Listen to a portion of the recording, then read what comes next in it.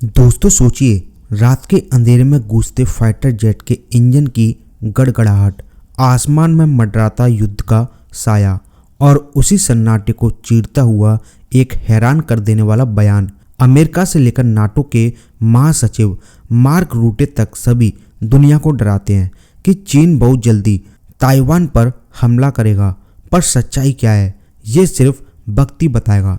मगर उससे भी ज़्यादा चौंकाने वाली बात तब सामने आई जब चीन के सबसे सम्मानित फाइटर पायलट जियांग जियाजी, जो 3 बार गोल्डन हेलमेट जीत चुके हैं और उन्होंने 2017 में भारत के एरो इंडिया शो में अपनी टीम के साथ भारत की ज़मीन पर कदम रखा था।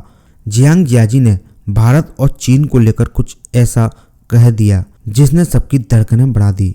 जियांग जियाजी, जिन्हें नकली युद्ध अभ्यास रेड वर्सेस ब्लू में असली जंग के हुनर सिखाने के लिए चीन की सेना सर आंखों पर बैठाती है, उन्होंने दावा किया है कि भारत और चीन मिलकर दुनिया की ताकत का नया केंद्र बन सकते हैं। मगर पश्चिमी देश, जो हमेशा दोनों को लड़ाने के जाल में फंसाना चाहते हैं, उनकी चालें कभी भी सफल नहीं होनी चाहिए। जियांग का कहना है कि अगर भारत और चीन आपस में युद्ध में फंस गए तो जीत किसी की भी नहीं होगी, बस विनाशी हाथ लगेगा।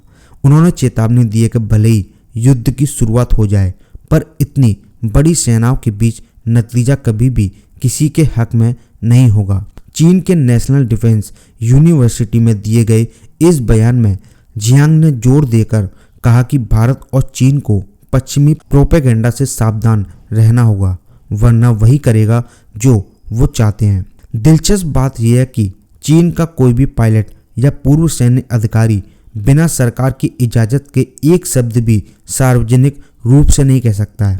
यानी जियांग का ये बयान भी किसी रणनीति का हिस्सा हो सकता है। हाल ही में चीन ने अपने J-10 फाइटर जेट के प्रचार के लिए उनके मुख्य डिजाइनर को भी मीडिया के सामने उतारा था, ताकि चीन के हथियारों को भारत के हथियारों से बेहतर दिखाया जा सके। यानी एक तरफ चीन खुलेआम भारत को अपने हथियारों की ताकत दिखाकर डराने की कोशिश करता है, दूसरी तरफ वही चीन अपने पायलटों के जरिए दोस्ती का नाटक भी रचता है।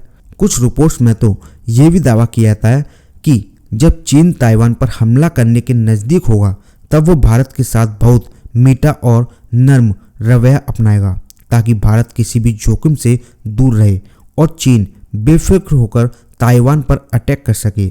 चीन के अधिकारी भारत के साथ मीटिंग में मीठी मीठी बातें करते हैं, भरोसे का नाटक करते हैं, मगर हकीकत में सब कुछ सिर्फ अपने फायदे के लिए होगा।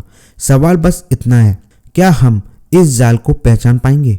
क्या भारत इस बार चीन की चाल को भांप पाएगा, या फिर इतिहास खुद को दोहराएगा और एक बार फिर एशिया की 2 सबसे बड़ी ताकतें एक जंग में उलझ जाएंगी, जिसका अंजाम किसी के हाथ नहीं लगेगा? तो आपकी क्या राय है? आप हमें नीचे कमेंट बॉक्स में कमेंट करके जरूर बताएं।